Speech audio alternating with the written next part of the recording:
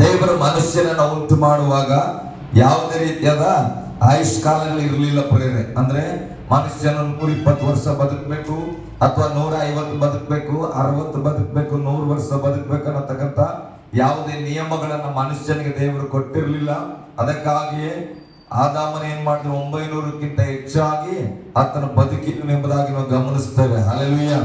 ಆದ್ರೆ ಭೂಮಿಯ ಮೇಲೆ ಮನುಷ್ಯರು ಹೆಚ್ಚುತ್ತಾ ಬರುವಾಗ ಬೈಬಲ್ ಹೇಳ್ತದೆ, ಎಲ್ಲ ಕಡೆ ಹೆಣ್ಣು ಮಕ್ಕಳು ಗಂಡು ಮಕ್ಕಳೆಲ್ಲ ಜನ್ಮ ತಾಳ್ಲಿಕ್ಕೆ ಪ್ರಾರಂಭ ಆಯಿತು. ಜನಸಂಖ್ಯೆ ಹೆಚ್ಚಾದಾಗ ದೇವ ಪುತ್ರರು ಸಹ ಮನುಷ್ಯ ಪುತ್ರಿಯರ ಸೌಂದರ್ಯವನ್ನು ನೋಡಿ ಅವ್ರಿಗೆ ಇಷ್ಟ ಬಂದ ಮದುವೆ ಮಾಡ್ಕೊಳ್ಳಿಕ್ಕೆ ಪ್ರಾರಂಭ ಮಾಡಿದ್ರು. ಹಲ್ಲೆಲೂಯಾ. ಗಟ್ಟಿಯಾಗಿ ಹಲ್ಲೆಲೂಯಾ. ಈ ಕ್ರಿಸ್ಮಸ್ ಸಂದೇಶದಲ್ಲೇ ದೇವರ ಮಕ್ಕಳಿಗೂ ಲೋಕಕ್ಕೂ ಇರತಕ್ಕಂತ ವ್ಯತ್ಯಾಸವನ್ನು ನೀವು ಅರ್ಥ ಮಾಡ್ಕೊಂಡು ಬಿಡ್ಬೇಕು. ಹಲ್ಲೆಲೂಯಾ. ಇವತ್ತು ನಾವು ನೋಡುವಾಗ ಇದನ್ನ ವಿಡಿಯೋ ಬಾಟ್ಮ ಇವತ್ತು ನಾವು ನೋಡುವ ಮಾತುಗಳಿಂದ, ಹಾಗೆ ಯೆಹೋವನು ನನ್ನ ಆತ್ಮವು ಮನುಷ್ಯರಲ್ಲಿ ಶಾಶ್ವತವಾಗಿ ಇರುವುದಿಲ್ಲ, ಅವರು ಭ್ರಷ್ಟರಾದ ಕಾರಣ ಮೃತ್ಯುರೇ ಎಂಬುದಾಗಿ. ಯಾವಾಗ ಮನುಷ್ಯ ಕುಲವು ದೇವರಿಗೆ ವಿರುದ್ಧವಾಗಿ ಭ್ರಷ್ಟತನದಲ್ಲಿ ನಿಂತಿತು, ದೇವರಿಗೆ ವಿರುದ್ಧವಾಗಿ ಪಾಪ ಮಾಡಿತು, ಆವಾಗ ಬೈಬಲ್ ಹೇಳ್ತದೆ ಮನುಷ್ಯರು ಯಾವತ್ತಿದ್ರು ಮೃತ್ಯುರೇ, ಅಂದ್ರೆ ಮರಣವನ್ನ ಹೊಂದುವವರೇ ಎಂಬುದಾಗಿ ವಾಕ್ಯದಲ್ಲಿ ಬರೆಯಲ್ಪಡುತ್ತದೆ. ಅದಕ್ಕೆ ಯೇಸು ದೇವರು ಹೇಳ್ತಾನೆ,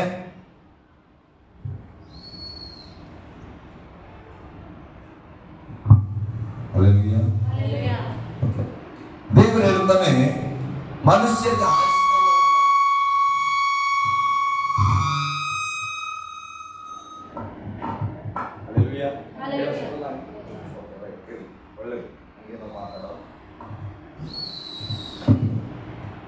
ಇಲ್ಲಿ ವಾಕ್ಯ ಹೇಳ್ತದೆ,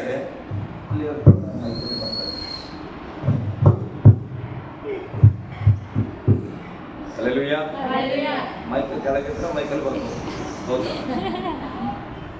ಇಲ್ಲಿ ವಚನ ಹೇಳ್ತಾ ಗಮನಿಸಿದ ಪ್ರಿಯರೇ, ಇದು ಬಹಳ ಮುಖ್ಯ. ವಚನ ಹೇಳುವಂಥದ್ದು, ಮನುಷ್ಯರಿಗೆ ಆಯುಷ್ಕಾಲ ಯಾವಾಗ ಕಡಿಮೆ ಆಯ್ತು ಅಂದ್ರೆ ಮನುಷ್ಯನು ದೇವರಿಗೆ ವಿರುದ್ಧವಾಗಿ ನಡೆಯುವಾಗ, ದೇವರು ಬೇಡ ಅಂತ ಹೇಳಿದ ಕಾರ್ಯಕ್ಕೆ ಆತನ ಮನಸ್ಸೊತ್ತು ಹೋಗುವಾಗ, ಮನುಷ್ಯನಿಗಿದ್ದಂತ ಸಾವಿರಾರು ವರ್ಷದ ಆಯುಷ್ಕಾಲಗಳನ್ನ ದೇವರು 120 ಆಗಿ ಮಾಡಿದ್ರು. ಎಷ್ಟಾಗಿ ಮಾಡಿದ್ರು? 120 ವರ್ಷಗಳನ್ನಾಗಿ ಮಾಡಿದ್ರು. ಮನುಷ್ಯನ ಭೂಮಿ ಮೇಲೆ 120 ವರ್ಷ ಮಾತ್ರ ಬದುಕಲಿ, ಅದಾದ ಮೇಲೆ ಆತನ ಜೀವಿತ ಮುಗಿದು ಹೋಗುತ್ತದೆ ಎಂಬುದಾಗಿ. ಹಲ್ಲೆಲೂಯಾ. ಗಟ್ಟಿಯಾಗಿ ಹಲ್ಲೆಲೂಯಾ. ಹಾಗೆ ಮುಂದೆ ಬರುವಾಗ ಆಯ್ತು, ಇದು ಒಂದು ಆಜ್ಞೆಯನ್ನು ಕೊಟ್ಟರು, 120 ವರ್ಷ ಬದುಕಲಿ ಅಂತ. ಮನುಷ್ಯರ ಜೀವಿತ ಏನಾಗ್ತದೆ? 5ನೇ ವಚನ ಓದ್ರಿ. ಮನುಷ್ಯನ ಕೆಟ್ಟತನವು ಭೂಮಿಯ ಮೇಲೆ ಹೆಚ್ಚಾಗಿರುವುದನ್ನು ಅವರ ಹೃದಯದಲ್ಲಿ ಯೋಚಿಸುವುದೆಲ್ಲವೂ ಯಾವಾಗಲೂ ಬರೀ ಕೆಟ್ಟದಾಗಿರುವುದನ್ನು ಮನುಷ್ಯರ ಹೃದಯದಲ್ಲಿ ಯಾವಾಗಲೂ ಏನಾಗಿತ್ತಂತ, ಅವರ ಯೋಚನೆಗಳು ಏನಾಗಿದ್ವು ಅಂತ. ಒಂದು ಟೈಮ್ ಅಲ್ಲ, ನಾವ್ ಹೇಳ್ತೇವೆ ಅಯ್ಯೋ ಆ ಟೈಮಲ್ಲಿ ಸ್ವಲ್ಪ ಕೆಟ್ಟ ಥಾಟ್ಸ್ ಬಂದ್ಬಿಡ್ತು ನಮಗೆ, ನಾವು ಸಿಟ್ಟುಕೊಂಡು ಬಿಟ್ಟಿವಿ. ಹಲ್ಲೆಲೂಯಾ. ಏನೋ ಒಂದು ಕೆಟ್ಟ ಆಲೋಚನೆ ಮತ್ತು ಬೈದ್ ಬಿಟ್ಟೆ ಬಿಡಪ್ಪ ಹೋಗ್ಲಿ ಅಂತೇವೆ. ಹಾಗಲ್ಲ, ಇಲ್ಲಿ ಬೈಬಲ್ ಇರ್ತದೆ, ಮನುಷ್ಯರ ಹೃದಯದಲ್ಲಿ ಯೋಚಿಸುವಂತವುಗಳೆಲ್ಲವೂ ಯಾವಾಗಲೂ ಬರೀ ಕೆಟ್ಟದ್ದೇ ಆಗಿತ್ತು. ಹಲ್ಲೆಲೂಯಾ. ಗಟ್ಟಿಯಾಗಿ ಹಲ್ಲೆಲೂಯಾ. ಹಾಗಾದ್ರೆ ಮನುಷ್ಯನ ಹೃದಯ ಸಂಪೂರ್ಣವಾಗಿ ಕೆಟ್ಟು ಹೋಗಿದೆ. ಆದ್ರೆ ಈ ಕೆಟ್ಟ ಆಲೋಚನೆ ಬಿಟ್ಟರೆ ಬೇರೆ ಯಾವುದೂ ಬರುತ್ತಾ ಇಲ್ಲ. ಮುಂದೆ ಹೋಗೋಣ. ಹಾಗೆ ಯೆಹೋವನು ನೋಡಿ, ಏನನ್ನ ನೋಡಿ? ತಾನು ಭೂಮಿಯ ಮೇಲೆ. ಯೆಹೋವನು ಏನ್ ನೋಡಿ? ಕೆಟ್ಟದ ಆಲೋಚನೆಗಳು. ಎಲ್ಲಿತ್ತು ಆ ಕೆಟ್ಟ ಯೋಚನೆಗಳು? ಹೃದಯದಲ್ಲಿತ್ತು. ಹಲ್ಲೆಲೂಯಾ. ನನ್ನ ದೇವರು ಯಾವತ್ತೂ ಮಾರ್ಪಾಡಾಗಿಲ್ಲ ಪ್ರೇರೆ. ಆವತ್ತು ಕೂಡ ನನ್ನ ದೇವರು ವಸ್ತ್ರವನ್ನ ನೋಡಿಲ್ಲ, ಮನೆಯನ್ನ ನೋಡಿಲ್ಲ, ಈತನ ಬಡವನು ಶ್ರೀಮಂತ ಅಂತ ನೋಡಿಲ್ಲ. ಆದಿಕಾಂಡ ಪುಸ್ತಕದಲ್ಲೂ ಕೂಡ ಆತನ ನೋಡಿದ್ದು ಅವರ ಹೃದಯದ ಯೋಚನೆಗಳನ್ನ. ಹಲ್ಲೆಲೂಯಾ.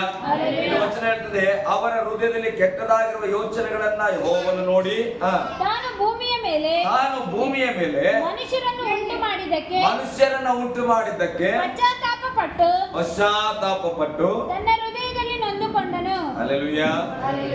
ಹಲ್ಲೆಲೂಯಾ. ಹಲ್ಲೆಲೂಯಾ. ಮನುಷ್ಯರನ್ನ ಉಂಟು ಮಾಡಿದ್ದಕ್ಕಾಗಿ ದೇವರು ಪಶ್ಚಾತ್ತಾಪ ಪಡ್ತಾ ಇದ್ದಾನೆ. 20ನೇ ತಾರೀಕು ನಾನು ನಿಮಗೆ ಪ್ರಸಂಗ ಮಾಡಿದೆ, ಒಬ್ಬ ಮನುಷ್ಯ ರಕ್ಷಣೆಯನ್ನು ಹೊಂದಬೇಕಾದ್ರೆ ಪಶ್ಚಾತ್ತಾಪ ಪಡಬೇಕೆಂಬುದಾಗಿ. ಹಲ್ಲೆಲೂಯಾ. ಪಶ್ಚಾತ್ತಾಪ ಪಟ್ಟು ಬಂದ್ರೆ ದೇವರು ಮನಮರಗಿ ಅವರಿಗೆ ರಕ್ಷಣೆಯನ್ನ ಕೊಡುವನು ಎಂಬುದಾಗಿ ಇಲ್ಲಿ ನಾವು ನೋಡ್ತೇವೆ. ದೇವರೇ ಪಶ್ಚಾತ್ತಾಪ ಪಡ್ತಾ ಇದ್ದಾನೆ. ಯಾಕಾಗಿ ಅಂದ್ರೆ ಆತನು ಸೂರ್ಯನನ್ನು ಉಂಟು ಮಾಡಿದನು, ಚಂದ್ರನನ್ನು ಉಂಟು ಮಾಡಿದನು, ಪ್ರಾಣಿ ಪಕ್ಷಿಗಳನ್ನು ಉಂಟು ಮಾಡಿದನು, ಭೂಮಿ ಎಲ್ಲವನ್ನ ಉಂಟು ಮಾಡಿದನು. ಆದ್ರೆ ಒಂದು ಮಚ್ಚರ ಕೂಡ ದೇವರಿಗೆ ಬೇಸರ ತಂದಿಲ್ಲ. ಹಲ್ಲೆಲೂಯಾ. ನಮಗೆ ಗುಯಿ ಅಂದ್ರೆ ಸೊಳ್ಳೆ ನೋಡಿದ್ರೆ ಸಿಟ್ಟು ಬರ್ತದ ನನಗೆ. ಆದ್ರೆ ಆ ಸೊಳ್ಳೆಯು ಸಹ ದೇವರಿಗೆ ಕೋಪವನ್ನು ಎಬ್ಬಿಸಿಲ್ಲ. ಅದನ್ನ ಉಂಟು ಯಾಕಾದ್ರೂ ಸೊಳ್ಳೆನ ಉಂಟು ಮಾಡಿದ್ರು ಅಂತ ದೇವರು ಪಶ್ಚಾತ್ತಾಪ ಪಡಲಿಲ್ಲ. ಯಾಕೆ ನಾನು ಜಿರುಳೆಯನ್ನು ಉಂಟು ಮಾಡಿದ್ರು ಎಂಬುದಾಗಿ ದೇವರು ಪಶ್ಚಾತ್ತಾಪ ಪಡಲಿಲ್ಲ. ಓ ಹುಲಿ ಬಹಳ ಭಯಂಕರವಾಗಿ ನಾನು ರೂಪಿಸ್ಬಿಟ್ಟೆ, ಅದು ಎಲ್ಲದರಲ್ಲೇ ಎದುರ್ತದೆ ಎಂಬುದಾಗಿ ಹುಲಿಯನ್ನ ನೋಡಿ ದೇವರು ಪಶ್ಚಾತ್ತಾಪ ಪಡಲಿಲ್ಲ ಪ್ರೇರೆ. ಹಲ್ಲೆಲೂಯಾ. ಹಾಗಾದ್ರೆ ದೇವರು ಸೃಷ್ಟಿ ಮಾಡಿದ ಎಲ್ಲಾ ಪ್ರಾಣಿ ಪಕ್ಷಿಗಳನ್ನ ನೋಡಿ ಕರ್ತನ ಹೃದಯ ಸಂತೋಷ ಪಟ್ಟಿದ್ದು. ಆದರೆ ತನ್ನ ಸ್ವರೂಪದಲ್ಲಿ ಉಂಟಾದಂತ ಮನುಷ್ಯನನ್ನ ನೋಡುವಾಗ ಮಾತ್ರ ದೇವರಿಗೆ ಪಶ್ಚಾತ್ತಾಪ ಆಗ್ತಾ ಇದೆ. ಯಾಕಾದ್ರೂ ಇವರಿಗೆ ನಾನು ಉಂಟು ಮಾಡಿದ್ದನೋ ಎಂಬುದಾಗಿ. ಹಲ್ಲೆಲೂಯಾ. ಗಟ್ಟಿಯಾಗಿ ಹಲ್ಲೆಲೂಯಾ. ಎಷ್ಟೋ ಕುಟುಂಬಗಳಲ್ಲಿ ಇವತ್ತು ನೋಡುವಾಗ, ಮಕ್ಕಳನ್ನ ನೋಡುವಾಗ ತಂದೆ ತಾಯಿಗಳು ಹೇಳ್ತಾರೆ ಕೆಲವರು ಕುಟುಂಬದಲ್ಲಿ, ಯಾಕಾದ್ರೂ ನಾವು ಇವರಿಗೆ ಜನ್ಮ ಕೊಟ್ಟು ಅನಿಸ್ತದೆ ಸರ್, ಯಾಕಾಗಿ ಮಕ್ಕಳು ನಮ್ಮ ಹೊಟ್ಟೆಯಲ್ಲಿ ಹುಟ್ಟಿದ್ರು ಅನಿಸ್ತದೆ ಎಂಬುದಾಗಿ. ಹಾಗಾದ್ರೆ ಯಾಕೆ ಹಂಗ ಅನಿಸ್ತದೆ? ಯಾವಾಗ ಒಬ್ಬ ಮನುಷ್ಯನ ಹೃದಯ ಕೆಟ್ಟು ಹೋಗ್ತದೋ, ಯಾವಾಗ ಮನುಷ್ಯನ ಹೃದಯದಲ್ಲಿ ಕೆಟ್ಟ ಆಲೋಚನೆಗಳು ಬರ್ತದೋ, ಆವಾಗ ಅದನ್ನ ಉಂಟು ಮಾಡಿದವರಿಗೆ ಪಶ್ಚಾತ್ತಾಪ ಉಂಟಾಗುತ್ತದೆ. ಹಲ್ಲೆಲೂಯಾ. ಗಟ್ಟಿಯಾಗಿ ಹಲ್ಲೆಲೂಯಾ. ಮೊನ್ನೆ ಒಂದು ಟಿವಿಯಲ್ಲಿ ನ್ಯೂಸ್ ನೋಡ್ತಾ ಇದ್ದೆ. ಡ್ರೋನ್ ಪ್ರತಾಪ್ ಅಂತ ಹೇಳಿ ಒಬ್ಬ ಹುಡುಗ, ಅವನು ಏನ್ ಮಾಡನಂದ್ರೆ ಏನೋ ಬಾಂಬ್ ಕಂಡು ಹಿಡಿತೀನಿ ಅಂತ ಹೇಳಿ ಆ ಹುಡುಗ ಏನ್ ಮಾಡ್ತಂದ, ಏನ್ ಬರ್ತದ ಅದ್ರ ಹೆಸರುಗಳು ನಮ್ಗೆ ಗೊತ್ತಿಲ್ಲ, ಭೌತಶಾಸ್ತ್ರದಲ್ಲಿ ಬರ್ಬೋದೇನು, ಅದೆಲ್ಲವನ್ನ ತಗೊಂಡು ಕೆಮಿಕಲ್ಗಳನ್ನ ತಗೊಂಡೋಗಿ ಬಾಂಬ್ ತರ ಮಾಡಿ ಆ ಒಂದು ಹೊಂಡ ಅಂತೇಳಿ ಕರ್ತದ, ನೀರಿನ ಹೊಂಡ ಅಂತೇಳಿ ಆ ಹಳ್ಳಿಗಳಲ್ಲಿ ಹೊಲದಲ್ಲಿ ನೀರನ್ನ ಪಂಪ್ಸೆಟ್ ತರ ಬೆಳೆ ಬೆಳಿಲಿಕ್ಕೆ ಇಟ್ಕೊಂಡಿರ್ತಾರೆ, ಅದರ ಒಳಗಡೆ ಬ್ಲಾಸ್ಟ್ ಮಾಡಿ ಆತ. ಹಲ್ಲೆಲೂಯಾ. ಅದನ್ನ ನೋಡಿದ ಪೊಲೀಸರು ಆತನ ಮೇಲೆ ಕೇಸ್ ಹಾಕಿ ಆತನ ಒಳಗಡೆ ಕರ್ಕೊಂಡೋದ್ರು. ಹಲ್ಲೆಲೂಯಾ. ಇವಾಗ ಆತನ ನೋಡುವ ಜನ ಏನಂತ ಹೇಳ್ತಾ ಇದ್ರು ಗೊತ್ತಾ? ಕಾಮೆಂಟ್ ಅಲ್ಲಿ ನಾನು ನೋಡಿದೆ, ಯಾಕೆ ಬೇಕಿತ್ತಪ್ಪ ಸುಮ್ಮನಿರ್ನಾರ್ದ ಕೆರ್ಕೊಂಡು ಹುಣ್ಣು ಮಾಡಿಕೊಂಡಿದ್ದಿ ಅಂತ. ಹಲ್ಲೆಲೂಯಾ. ಗಟ್ಟಿಯಾಗಿ ಹಲ್ಲೆಲೂಯಾ. ಅವನೊಬ್ಬ ಸೆಲೆಬ್ರಿಟಿ ಹಾಗೆ ಇದ್ದನು. ಆದ್ರೆ ಈಗ ಆ ಒಂದು ಸಣ್ಣ ತಪ್ಪಿನ ನಿಮಿತ್ತ ಆತನು ಏನಾಗಿದ್ದಾನೆ, ಪಶ್ಚಾತ್ತಾಪ ಪಡುವ ಹಾಗೆ ಆಗಿದೆ. ಹಲ್ಲೆಲೂಯಾ. ಗಟ್ಟಿಯಾಗಿ ಹಲ್ಲೆಲೂಯಾ. ಅದನ್ನ ನಾನು ಏನ್ ಹೇಳಕ್ಕೆ ಬರ್ತಾ ಇದ್ದೇನೆ, ಯಾವಾಗ ಒಬ್ಬ ಮನುಷ್ಯನು ತಪ್ಪಾದದ್ದನ್ನ ನಾವು ಆಯ್ಕೆ ಮಾಡ್ಕೊಳ್ತೇವೋ ಅವಾಗ ನಾವು ಮಾತ್ರ ಪಶ್ಚಾತ್ತಾಪ ಪಡೋದಲ್ಲ, ನಮ್ಮನ್ನು ಸೃಷ್ಟಿ ಮಾಡಿದ ದೇವರು ಪಶ್ಚಾತ್ತಾಪ ಪಡ್ತಾರೆ, ನಮಗೆ ಜನ್ಮ ಕೊಟ್ಟಂತ ತಂದೆ ತಾಯಿ ಪಶ್ಚಾತ್ತಾಪ ಪಡ್ತಾರೆ, ನಮಗೆ ವಿದ್ಯಾಭ್ಯಾಸ ಕೊಟ್ಟಂತ ಗುರುಗಳು ನಮ್ಮನ್ನ ನೋಡಿ ಪಶ್ಚಾತ್ತಾಪ ಪಡ್ತಾರೆ. ಹಲ್ಲೆಲೂಯಾ. ಅದೇ ರೀತಿಯಾಗಿ ವಾಕ್ಯ ಹೇಳ್ತದೆ, ಭೂಮಿಯ ಮೇಲೆ ಮನುಷ್ಯರನ್ನ ಉಂಟು ಮಾಡೋದಕ್ಕಾಗಿ ದೇವರು ಪಶ್ಚಾತ್ತಾಪ ಪಟ್ಟು ತನ್ನ ಹೃದಯದಲ್ಲಿ ನೊಂದುಕೊಂಡನಂತ. ಹಲ್ಲೆಲೂಯಾ. ಗಟ್ಟಿಯಾಗಿ ಹಲ್ಲೆಲೂಯಾ. ನೊಂದುಕೊಳ್ಳೋದಂದ್ರೆ ಏನ್ ಹೇಳ್ರಿ? ನೋವಾಗ್ತದೆ. ನಿಮಗೆ ನೋವಾಗ್ತದ? ನಿಮಗೆ ನೊಂದ್ಕೊಂಡ್ರೆ ಯಾವತ್ತರ ನೊಂದ್ಕೊಂಡಾಗ ಏನಾಗ್ತದೆ? ಏನ್ ಬರ್ತದೆ? ಗಟ್ಟಿಯಾಗಿ ಹೇಳ್ರಿ. ಏನ್ ಬರ್ತದ್ರಿ? ಏನ್ ಬರ್ತದೆ? ಗಟ್ಟಿಯಾಗಿ ಹೇಳ್ರಿ. ಅಳು ಬರ್ತದೆ. ಹಲ್ಲೆಲೂಯಾ. ಯಾರಾದ್ರೂ ನಿಮ್ಗೆ ಬೈದ್ ಬಿಡುವಾಗ, ನಿಮ್ಮನ್ನ ಹೀಯಾಳಿಸುವಾಗ, ನೀವ್ ಹೇಳಿದ ಮಾತು ಕೇಳಿದ್ರೆ ತಿರಸ್ಕಾರ ಮಾಡುವಾಗ ಏನಾಗ್ತದೆ? ಅಳು ಬರ್ತದೆ. ಹಾಗಾದ್ರೆ ದೇವರು ಮನುಷ್ಯರನ್ನ ಉಂಟು ಮಾಡಿದಕ್ಕಾಗಿ ಅತ್ತನು ಅಂತ ಆಗ್ತಾ ಇದ್ರ ಅರ್ಥ. ಹಲ್ಲೆಲೂಯಾ. ಸರ್ವಶಕ್ತನಾದಂತ ದೇವರು, ಸಕಲವನ್ನ ಉಂಟು ಮಾಡಿದ ದೇವರು, ಎಲ್ಲ ಅಧಿಕಾರವುಳ್ಳಂತ ದೇವರು ಯಾಕಾದ್ರೂ ಮನುಷ್ಯರನ್ನ ಉಂಟು ಮಾಡಿದ್ರು ಎಂಬುದಾಗಿ ತನ್ನ ಹೃದಯದಲ್ಲಿ ನೊಂದುಕೊಂಡು ಆತನು ಅಳುವ ಪರಿಸ್ಥಿತಿಯಲ್ಲಿ ಬಂದಿದ್ದಾನೆ. ಹಲ್ಲೆಲೂಯಾ. ಗಟ್ಟಿಯಾಗಿ ಹಲ್ಲೆಲೂಯಾ. ನಾವು ಇವತ್ತು ರಕ್ಷಣೆಯಲ್ಲಿ ಇದ್ದೇವೆ ಪ್ರೇರೆ. ನಾವು ಬಹಳ ಈಸಿಯಾಗಿ ಬಂದಿದ್ದೇವೆ. ಕ್ರಿಸ್ಮಸ್ ಮಾಡ್ತಾ ಇದ್ದೇವೆ. ಓ ಕ್ರಿಸ್ಮಸ್ ಕೇಕ್ ತಂದ್ವಿ, ಅದು ಮಾಡಿದ್ವಿ, ಡಾಮ್ ಡುಮ್ ಅಂತೇಳಿ ಪಟಾಕಿ ಆರಿಸಿದ್ವಿ, ಬಟ್ಟೆಗಳನ್ನು ತಗೊಂಡ್ವಿ. ಆದ್ರೆ ಚೆನ್ನಾಗಿ ಅರ್ಥ ಮಾಡ್ಕೊಡ್ರಿ, ಈ ಸಂತೋಷದ ಒಂದು ಸಂಭ್ರಮ ಬರಬೇಕಾದ್ರೆ ಸುಮ್ಮನೆ ನಮ್ಮ ಕೈಯಲ್ಲಿ ಬಂದಿಲ್ಲ. ಹಲ್ಲೆಲೂಯಾ. ಮನುಷ್ಯನನ್ನ ಉಂಟು ಮಾಡಿದಕ್ಕಾಗಿ ದೇವರ ಹೃದಯ ನೊಂದು ಆತನ ಕಣ್ಣೀರು ಬಿಡುವ ಪರಿಸ್ಥಿತಿಯಲ್ಲಿ ಇದ್ದಾನೆ. ಅದಕ್ಕಾಗಿ ಒಂದು ಬೋನ್ಸ್ ಬರ್ತದೆ. ಹಲ್ಲೆಲೂಯಾ. ಗಮನಿಸ್ತಾ ಹೋದ್ರಿ, ನಿಮ್ಮ ಕುಟುಂಬದ ಬಗ್ಗೆ ದೇವರು ಮಾತನಾಡ್ಲಿಕ್ಕಿದ್ದಾನೆ. ಇಲ್ಲಿ ಹೋದ್ರಿ ಮುಂದೆ. ಮತ್ತು ಯೆಹೋವನು ತಾನು ಸೃಷ್ಟಿಸಿದ ಮನುಷ್ಯ ಜಾತಿಯನ್ನು ಭೂಮಿಯ ಮೇಲಿನಿಂದ ಅಳಿಸಿ ಬಿಡುವೆನು. ಅದರ ಜಾತಿಯನ್ನ ಭೂಮಿಯಿಂದ ಮೇಲೆ ಅಳಿಸಿ ಬಿಡುವೆನು. ಅದನ್ನು ಉಂಟು ಮಾಡಿದ್ದಕ್ಕೆ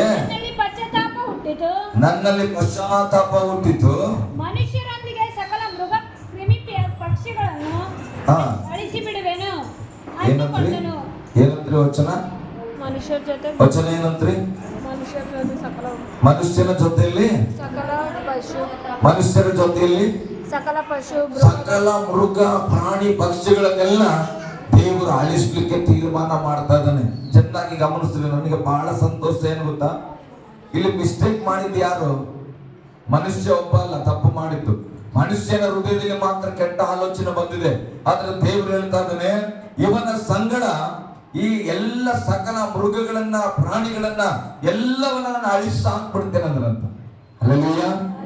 ಹಾಗಾದ್ರೆ ದೇವರು ಯಾಕೆ ಮನುಷ್ಯರನ್ನ ಮಾತ್ರ ನಾಶ ಮಾಡದೆ ಇಡೀ ಭೂಮಂಡಲದಲ್ಲಿ ಎಲ್ಲವನ್ನ ನಾಶ ಮಾಡ್ಬೇಕಂತ ನಾವು ಅನ್ಕೊಳ್ಳೋದಾದ್ರೆ ಯೋಚನೆ ಮಾಡ್ರಿ, ದೇವರು ಮನುಷ್ಯರನ್ನ ಎಷ್ಟು ಪ್ರೀತಿ ಮಾಡಿದ್ರು. ಹಲ್ಲೆಲೂಯಾ. ನಾವ್ ಹೇಳ್ತೇವೆ, ದೇವರೇ ನನಗೆ ಊಟ ಕೊಟ್ಟಿಲ್ಲ, ದೇವರೇ ನನಗೆ ಬಟ್ಟೆ ಕೊಟ್ಟಿಲ್ಲ, ದೇವರೇ ಕ್ರಿಸ್ಮಸ್ ಅಲ್ಲಿ ನನಗೆ ಹೆಚ್ಚಾದ ಏನು ಹಣದ ಬಟ್ಟೆ ತಗೊಳಕ್ ಆಗ್ಲಿಲ್ಲ, ಸ್ತೋತ್ರ. ಹಲ್ಲೆಲೂಯಾ. ಈ ರೀತಿಯಾಗಿ ನಾವು ಚಿಂತೆ ಮಾಡ್ತೇವೆ. ಆದ್ರೆ ಬೈಬಲ್ ಹೇಳ್ತದೆ, ಇಡೀ ಭೂಮಿಯನ್ನ ಉಂಟು ಮಾಡಿದ್ದು, ಭೂಮಿಯಲ್ಲಿ ಪ್ರಾಣಿ ಪಕ್ಷಿಗಳನ್ನ ಉಂಟು ಮಾಡಿದ್ದು, ಹಣ್ಣು ಹಂಪಲುಗಳನ್ನ ಉಂಟು ಮಾಡಿದ್ದು ಮನುಷ್ಯನಿಗಾಗಿ ಎಂಬುದಾಗಿ ಬೈಬಲ್ ಹೇಳ್ತದ. ಹಲ್ಲೆಲೂಯಾ. ಈ ಹಣ್ಣುಗಳನ್ನೆಲ್ಲ ಉಂಟು ಮಾಡಿಲ್ಲಪ್ಪ, ಇದನ್ನ ತಿನ್ನಕ ಒಬ್ಬ ಬೇಕು ಅಂತ ಮನುಷ್ಯನನ್ನ ಉಂಟು ಮಾಡಿಲ್ಲ. ಅರ್ಥ ಆಗ್ತದ್ರಿ? ನಿಮ್ ಮನೆಗೀಗ ಅಡಿಗೆ ಮಾಡಿ ಒಂದ್ 50 kg ಅಡಿಗೆ ಮಾಡಿಬಿಟ್ಟು, ಅಯ್ಯೋ ನಮ್ಮ ಮನೇಲಿ ದಿನ 50 kg ಅಡಿಗೆ ಮಾಡ್ತಾ ಇದ್ದೇವೆ, ಅದಕ್ಕೆ ಒಂದ್ ಇಬ್ರು ಮಕ್ಕಳು ಬೇಕಪ್ಪ ನಮ್ಗೆ ಅಡಿಗೆಯನ್ನ ಊಟ ಮಾಡ್ಲಿಕ್ಕೆ ಅಂತಾರೆ, ಯಾರು ಮಕ್ಕಳು ಹುಟ್ಟಿಸಿವ? ಇಲ್ಲ.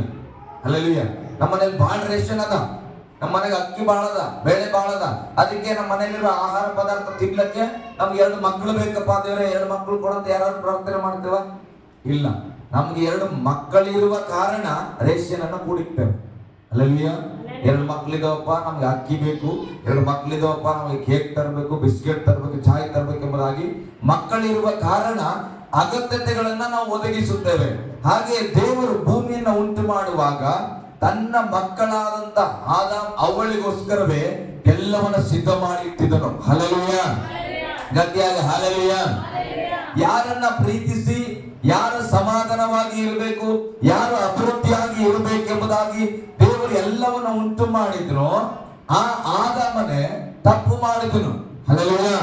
ಈಗ ಆ ಮನುಷ್ಯರೇ ಹೃದಯದಲ್ಲಿ ಕೆಟ್ಟದ್ದನ್ನ ಯೋಚಿಸ್ತಾ ಇದ್ದಾರೆ. ಅದಕ್ಕಾಗಿ ಈಗ ದೇವರಿಗೆ ಮನುಷ್ಯನ ಮೇಲೆ ಪಶ್ಚಾತ್ತಾಪ ಬಂದಿದೆ, ನೊಂದುಕೊಳ್ತಾ ಇದ್ದಾನೆ. ಈಗ ಮನುಷ್ಯನೇ ಹಾಳಾಗಿ ಹೋಗೋದಾದ್ರೆ ಆ ಹಣ್ಣು ಹಂಪಲಿದ್ದು ಏನ್ ಲಾಭ? ಹಲ್ಲೆಲೂಯಾ. ಗಟ್ಟಿಯಾಗಿ ಹಲ್ಲೆಲೂಯಾ. ಅದಕ್ಕೆ ದೇವರು ಹೇಳ್ತಾ ಇದ್ದಾನೆ, ಮನುಷ್ಯರ ಸಂಗಡ ಇದೆಲ್ಲವನ್ನ ನಾಶ ಮಾಡ್ತಾನೆ. ಹೇಳ್ರಿ, ಎಲ್ಲವನ್ನ ನಾಶ ಮಾಡ್ತಾನೆ. ಹಲ್ಲೆಲೂಯಾ. ಯಾರ ಸಂಗಡ? ಮನುಷ್ಯರ ಸಂಗಡ. ಕೆಲವು ಸಾರಿ ಮನೆಗಳಲ್ಲಿ ಹೆಂಗಂದ್ರೆ ಒಬ್ಬರು ಮಿಸ್ಟೇಕ್ ಮಾಡುವ ವ್ಯಕ್ತಿ ಇದ್ರೆ, ಒಬ್ಬರು ನಂಬಿಕೆ ಇಲ್ಲದ ವ್ಯಕ್ತಿ ಇದ್ರೆ, ಒಬ್ಬರು ಲೋಕದಲ್ಲಿ ಜೀವಿಸುವಂತ ವ್ಯಕ್ತಿ ಇದ್ರೆ, ನಾವು 5 ಜನ ಒಂದು ಕಡೆ ಪರಿಶುದ್ಧವಾಗಿ ಪ್ರಾರ್ಥನೆ ಮಾಡ್ತಾ ಇದ್ರು ಕೂಡ ಅದು ಒಂದು ಸಣ್ಣ ವಿಚಾರ ಇಷ್ಟು ಪರಿಶುದ್ಧತೆಯನ್ನು ಕಿತ್ಕೊಂಡ್ಬಿಟ್ಟು. ಹಲ್ಲೆಲೂಯಾ. ಇಷ್ಟು ಸಮಾಧಾನವನ್ನ ಆ ಒಂದು ಸಣ್ಣ ವ್ಯಕ್ತಿ ಮುಖಾಂತರ ಹಾಳು ಮಾಡ್ಬಿಡ್ತದೆ. ಕಾರಣ ಆ ಕೆಟ್ಟತನ ಅಷ್ಟು ದೊಡ್ಡದಾಗಿ ಕ್ರಿಯೆ ಮಾಡ್ತದೆ. ಹಲ್ಲೆಲೂಯಾ. ಗಟ್ಟಿಯಾಗಿ ಹಲ್ಲೆಲೂಯಾ. ಓಕೆ, ಮುಂದೆ ಓದೋಣ. ಹಾಗೆ ಕ್ರಿಮಿ ಪಕ್ಷಿಗಳನ್ನ ಅಳಿಸಿ ಬಿಡುವೆನು ಅಂದುಕೊಂಡನು. ಆದರೆ ನೋಹಾನನಿಗೆ ಯೆಹೋವನ ದಯೆಯು ದೊರಕಿತು. ಹಲ್ಲೆಲೂಯಾ. ಗಟ್ಟಿಯಾಗಿ ಹಲ್ಲೆಲೂಯಾ. ಆ ಎಲ್ಲ ಮನುಷ್ಯರನ್ನ ನಾಶ ಮಾಡಬೇಕೆಂಬುದಾಗಿ ದೇವರು ಯೋಚಿಸುವಾಗ ಬೈಬಲ್ ಹೇಳ್ತದೆ, ಆದರೆ ನೋಹಾನನಿಗೆ ಯೆಹೋವನ ದಯೆಯು ದೊರಕಿತು. ಹಲ್ಲೆಲೂಯಾ. ಯಾಕಂದ್ರೆ ಆಗಿನ ಕಾಲದಲ್ಲಿ ದೇವರಿಗೆ ಮೆಚ್ಚುಗೆಯಾಗಿಯೂ ದೇವರ ಮುಂದೆ ಪರಿಶುದ್ಧನಾಗಿಯೂ ಯಥಾರ್ಥವಂತನಾಗಿಯೂ ನೋಹಾನನು ಜೀವಿಸುತ್ತಾ ಇದ್ದನು. ಅಂದ್ರೆ ದೇವರ ಮುಂದೆ ನಂಬಿಗಸ್ತನಾಗಿ ದೇವರನ್ನ ಸ್ತುತಿ ಮಾಡ್ಕೊಳ್ತಾ ದೇವರನ್ನ ಆರಾಧಿಸುತ್ತಾ ಬದುಕುತ್ತಿರುವ ಕಾರಣ ಇಡೀ ಮನುಷ್ಯರು ಪಾಪ ತುಂಬಿದವರಾಗಿದ್ರು ಕೂಡ ಈ ನೋಹಾನನಿಗೆ ದೇವರ ದಯೆ ದೊರಕಿತು. ಹಲ್ಲೆಲೂಯಾ. ಗಟ್ಟಿಯಾಗಿ ಹಲ್ಲೆಲೂಯಾ. ನಾನು ಹೇಳ್ತೇನೆ, ಒಂದು ಕುಟುಂಬದಲ್ಲಿ 5 ಜನ ಪರಿಶುದ್ಧರಾಗಿದ್ದಾಗ ಎಷ್ಟರ ಮಟ್ಟಿಗೆ ಒಬ್ಬನ ಸಮಸ್ಯೆ ಆ ಕುಟುಂಬವನ್ನೇ ಸಮಸ್ಯೆಯಲ್ಲಿ ಹೇಳಿತದೆ ಎಂಬುದಾಗಿ ನಾವು ನಂಬುತ್ತೇವೋ ಅಷ್ಟೇ ಒಂದು ಸತ್ಯಕರವಾದ ಒಂದು ವಚನ ಇದೆ. ಇಡೀ ಲೋಕವೆಲ್ಲ ಪಾಪದಲ್ಲಿ ಇದ್ದಾಗ, ಎಲ್ಲಾ ಮನುಷ್ಯರ ಮೇಲೆ ದೇವರು ಕೋಪಗೊಂಡಾಗ ನೋಹಾನನು ಮಾತ್ರ ದೇವರಿಗೆ ನೀತಿವಂತನಾಗಿದ್ದರೆ ಆತನ ನಿಮಿತ್ತ ಆತನ ಕುಟುಂಬ ರಕ್ಷಣೆಯಲ್ಲಿ ಬಂದಿತ್ತು. ಹಲ್ಲೆಲೂಯಾ. ಗಟ್ಟಿಯಾಗಿ ಹಲ್ಲೆಲೂಯಾ. ನಾವು ಮೊದಲು ಹೇಳಿರೋದನ್ನ ಹೆಚ್ಚಾಗಿ ನಂಬುತ್ತೇವೆ. 5 ಜನ ಪ್ರೇಯರ್ ಮಾಡ್ತಾ ಇರ್ತೀರಿ, ಒಬ್ಬ ಕುಡಿದು ಜಗಳ ಮಾಡಿದ್ರೆ ಆ ಮನೆ ಸಮಾಧಾನ ಹೋಗ್ಬಿಡ್ತದಂದ್ರೆ ಎಲ್ಲರೂ ಹೇಳ್ತೇವೆ ನಿಜ ಸರ್ ಇದು ಕರೆಕ್ಟ್ ಹೇಳಿ ನೋಡ್ರಿ, 100 ಕರೆಕ್ಟ್ ಹೇಳಿ ಅನಿಸ್ತು ಅಲ್ಲ. ಮನೆಯಲ್ಲಿ ಎಲ್ಲರೂ ರೆಡಿ ಆಗಿರ್ತಾರೆ, ಆರಾಮಾಗಿರ್ತಾರೆ. ಯಾರೋ ಒಬ್ಬ ಜಗಳ ತಂದ್ರೆ ಏನಾಗ್ತದೆ, ಮನೆ ಸಮಾಧಾನ ಹೋಗ್ಬಿಡ್ತದೆ. ಇದನ್ನ ನಂಬುತ್ತೇವೆ. ಆದ್ರೆ ನೋಹಾನನ ಜೀವಿತದಲ್ಲಿ ಎಲ್ಲರ ಮನೆಯವರು ಕೂಡ ನಂಬಿರಲ್ಲ.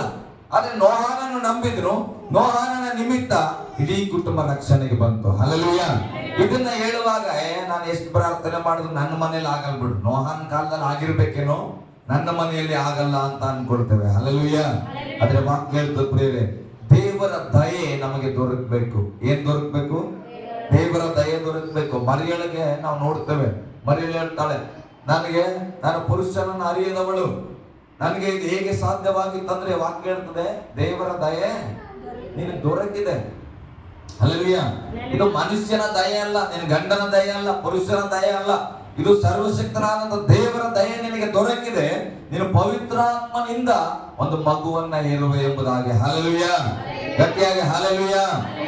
ದೇವರ ದಯೆ ದೊರಕಿದ್ರೆ ಏನಾಗ್ತದಂದ್ರೆ, ಮನುಷ್ಯನ ಊಹೆ ಮಾಡುವುದಕ್ಕೆ ಆಗದೇ ಇರತಕ್ಕಂಥ ದೊಡ್ಡ ಕಾರ್ಯಗಳನ್ನ ದೇವರು ಮಾಡ್ತಾನ.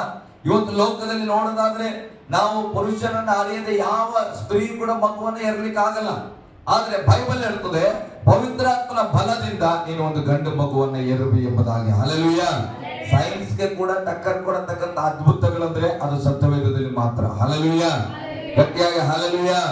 ಈಗ ನೋಹಾನನಿಗೆ ದಯೆ ದೊರಕಿತ್ತು. ಅದಕ್ಕೆ ನೋಹಾನನ ನಿಮಿತ್ತ ಹೇಳ್ತಾನೆ ದೇವರು, ನೋಹಾನ ನೀತಿವಂತನು. ಓದ್ ಮಗ ಮುಂದೆ ಸ್ವಲ್ಪ ವಚನ. ನೋಹಾನನ ಚರಿತ್ರೆಯು ನೋಹಾನನು ನೀತಿವಂತನು, ತನ್ನ ಕಾಲದವರಲ್ಲಿ ತಪ್ಪಿಲ್ಲದವನು ಆಗಿದ್ದನು. ಅವನು ದೇವರೊಂದಿಗೆ ಅನನ್ಯವಾಗಿ ನಡೆದುಕೊಂಡನು. ಹಲ್ಲೆಲೂಯ. ದೇವರ ದಯೆ ಯಾರಿಗೆ ದೊರಕುತ್ತದಂದ್ರೆ, ನೋಹಾನನು ಮೊದಲನೇದಾಗಿ ನೀತಿವಂತನಾಗಿದ್ದನು, ಆ ಕಾಲದವರಲ್ಲಿ ತಪ್ಪಿಲ್ಲದವನಾಗಿದ್ದನಂತ. ಹಲ್ಲೆಲೂಯ. ಈಗ ನಮ್ಮ ತಾತ, ನಮ್ಮ ಪಪ್ಪ ಅವರು, ಇವ್ರಿಗೆಲ್ಲ ನಮ್ಮ ಅಮ್ಮವ್ರಿಗೆಲ್ಲ ಕೇಳುವಾಗ ಅವ್ರು ಹೇಳ್ತಾರೆ ಏನಂತೆ, ನಮ್ಮ ಕಾಲದಲ್ಲಿ ನಾವು ಬಹಳ ಚಂದ ಇದ್ವಿ. ಹಲ್ಲೆಲೂಯ. ನಮ್ಮ ಕಾಲದಲ್ಲಿ ಇಷ್ಟು ಒಂದು ಕೆಟ್ಟತನ ಇರಲಿಲ್ಲ, ನಮ್ಮ ಕಾಲದಲ್ಲಿ ಇಷ್ಟು ಅಹಂಕಾರ ಇರಲಿಲ್ಲ ಪಾರುಗಳಿಗೆ. ಹಲ್ಲೆಲೂಯ. ಅವಾಗೆಲ್ಲ ಗೌರವ ಕೊಡ್ತಾ ಇದ್ವಿ, ಒಬ್ಬರಿಗೊಬ್ಬರು ವಿನಯದಿಂದ ನಡ್ಕೊಳ್ತಾ ಇದ್ವಿ. ವಾಕ್ಯ ಹೇಳ್ತದೆ, ಆವತ್ತಿನ ಕಾಲದಲ್ಲಿ ಅವ್ರು ಏನಾಗಿದ್ರು ಅಂತ ಹೇಳ್ತಾರೆ, ನಮ್ಗೆ ದೇವರು ಅಂದ್ರೆ ನಡುಗ್ತಾ ಇತ್ತು ಅಂತ ಹೇಳ್ತಾರೆ. ಕೆಲವು ಹಿರಿಯರನ್ನ ಕೇಳುವಾಗ, ಸಭೆಗೆ ಹೋಗ್ಬೇಕಂದ್ರೆ ಕಾಲು ನಡುಗ್ತಾ ಇತ್ತು, ನಮ್ಗೆ ಪುಲ್ಪಿಟ್ ಹತ್ರ ಹೋಗ್ಬೇಕಾದ್ರೆ ಕಾಲು ನಡುಗ್ತಾ ಇತ್ತು. ಕಾರಣ ಏನ್ ಗೊತ್ತಾ? ದೇವರ ಮೇಲೆ ಇಟ್ಟಂತ ಒಂದು ಭಯ ಭಕ್ತಿ ಅವರನ್ನ ಆಳ್ವಿಕೆ ಮಾಡ್ತಾ ಇತ್ತು. ದೇವರ ಮಕ್ಕಳೇ, ನಾನು ಹೇಳ್ತೇನೆ, ನಮ್ಮ ತಾತನ ಕಾಲದಲ್ಲಿ, ತಂದೆಯ ಕಾಲದಲ್ಲಿ ದೇವರು ಅಂದ್ರೆ ಅಷ್ಟು ಭಯ ಭಕ್ತಿ ಇದ್ದರೆ ನಾವು ಇವತ್ತು ಮಾಡರ್ನ್ ಕಾಲದಲ್ಲಿ ಇರಬಹುದು. ಹಲ್ಲೆಲೂಯ. ಅಂದ್ರೆ ಎಲ್ಲ ಮೊಬೈಲ್ ಕಾಲದಲ್ಲಿ ಇದ್ದೇವೆ ಅಲ್ಲ. ಆದ್ರೆ ಮೊಬೈಲ್ ಕಾಲದಲ್ಲಿ ಇದ್ದಾಗಲೂ ಕೂಡ ಬೈಬಲ್ ಹೇಳ್ತದೆ, ನೋಹಾನನ ಕಾಲದಲ್ಲಿ ನೀತಿವಂತನಾಗಿದ್ದನು ಅಲ್ಲ. ನೋಹಾನನ ಯಾವ ಕಾಲದಲ್ಲಿ ನೀತಿವಂತನಾಗಿದ್ದನು? ಆತ ಯಾವಾಗ ಬದುಕಿದ್ರು ಅವಾಗ ನೀತಿವಂತನಾಗಿದ್ದನು. ಹಾಗಾದ್ರೆ ಈಗ ನಾವು ಇವಾಗ ಬದುಕಿದ್ರೆ ನಾವು ಇವತ್ತಿನ ಕಾಲದಲ್ಲಿ ಕೂಡ ದೇವರಿಗೆ ನೀತಿವಂತನಾಗಿರಬೇಕು. ಹಲ್ಲೆಲೂಯ. ನಾವು ಕೆಲವು ಸಾಲ ಹೇಳ್ತೇವೆ, ನಮ್ಮ ತಾತನ ಕೈಯಾಗ ಮೊಬೈಲ್ ಇದ್ರೆ ಗೊತ್ತಾಗ್ತಿತ್ತು ನೀತಿವಂತರಾಗಿರೋದು ಎಷ್ಟು ಕಷ್ಟ ಅಂತ. ಹಲ್ಲೆಲೂಯ. ಅವಾಗೆಲ್ಲ ಎಷ್ಟು ರೊಕ್ಕ ಇದ್ದಿದ್ರೆ ಗೊತ್ತಾಗ್ತಿತ್ತು ಒಂದೇ ಬಟ್ಟೆಯಲ್ಲಿ ಇರೋದು ಹೆಂಗೆ ಅಂತ. ಇವಾಗೆಲ್ಲ ಹಣ ಇದೆ, ಕೈಯಲ್ಲಿ ಮೊಬೈಲ್ ಇದೆ, ಹಂಗೆ ಇರಕ್ಕಾಗ್ತದ ಅಂತೇವೆ. ಹಲ್ಲೆಲೂಯ. ಆದ್ರೆ ಬೈಬಲ್ ಹೇಳೋದು, ನೋಹಾನನ ಕಾಲದಲ್ಲಿ ಆತ ನೀತಿವಂತ. ಈಗ ನಿನ್ನ ಕಾಲ ಇದೆ, ನೀನು ಇವಾಗ್ಲೂ ನೀತಿವಂತನಾಗಿರಬೇಕು. ಹಲ್ಲೆಲೂಯ. ಪಕ್ಕದಲ್ಲಿ ಕೈ ಕೊಡ್ರಿ ಸ್ವಲ್ಪ ಗಟ್ಟಿಯಾಗಿ. ನಿಮ್ಮ ಕಾಲದಲ್ಲಿ ನೀವೇ ನೀತಿವಂತರಾಗಿರ್ಬೇಕು.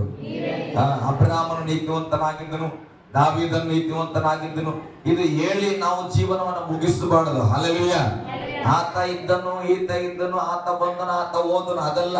ನಾನು ನೀನು ಇವತ್ತು ಇದ್ರೆ ನಮ್ಮ ಕಾಲದಲ್ಲಿ ನಾವು ಕರ್ತನಿಗಾಗಿ ನೀತಿವಂತರಾಗಿರ್ಬೇಕು. ಹಲ್ಲೆಲೂಯ. ನಾವು ಕರ್ತನ ಮುಂದೆ ತಪ್ಪಿಲ್ಲದವರಾಗಿ ನಿಂತ್ಕೊಳ್ಬೇಕು. ಎಷ್ಟು ವರ್ಷದವರೆಗೆ ಅಬ್ರಹಾಮನ ಬಗ್ಗೆ ಹೇಳ್ತೀರಿ? ಅಬ್ರಹಾಮನ ನಂಬಿಗಸ್ತನ ಸ್ತೋತ್ರ.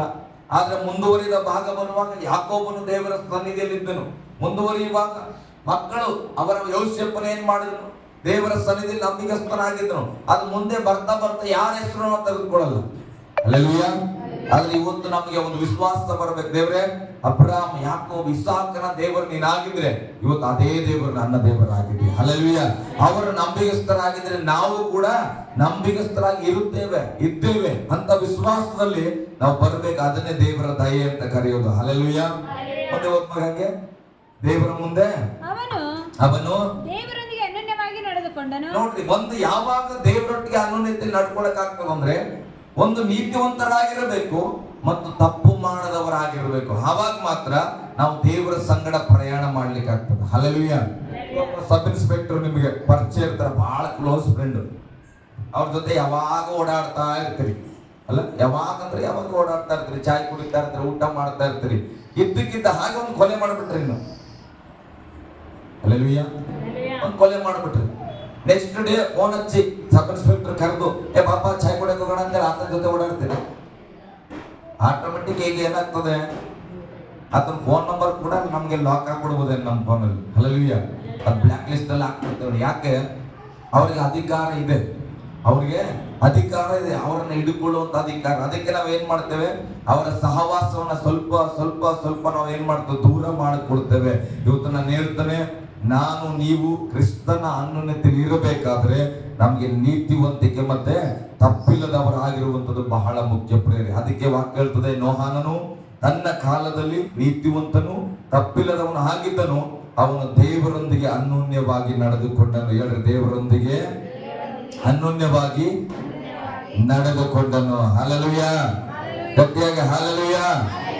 ಅವಾಗ ನೋಹಾನನ ಸಂಗಡ ದೇವರು ಮಾತಾಡ್ತಾನೆ. ಅಲ್ಲಿವರೆಗೆ ಹೆಂಗಿತ್ತು ಜೀವನ ಅಂದ್ರೆ, ಮಂಜು ಬರ್ತಾ ಇತ್ತು, ಮಂಜಿನಲ್ಲಿ ಆಹಾರ ಪದಾರ್ಥಗಳನ್ನ ಬೆಳೀತಾ ಇದ್ರು.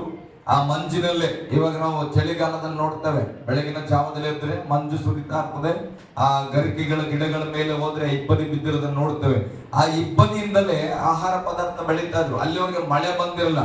ಅವಾಗ ದೇವ್ರು ಹೇಳ್ತಾನೆ, ನೋಡಪ್ಪ, ನಾನು ಭೂಮಿಯನ್ನು ನಾಶ ಮಾಡ್ಲಿಕ್ಕೆ ತೀರ್ಮಾನ ಮಾಡಿನಿ, ಇದನ್ನ ಹಾಳು ಮಾಡ್ತಾ ಇದ್ದೇನೆ. ಅದಕ್ಕಾಗಿ ನೀನೇನ್ ಮಾಡು, ಒಂದು ನಾವೆಯನ್ನ ಕಟ್ಟು. ಏನ್ ಕಟ್ಟು?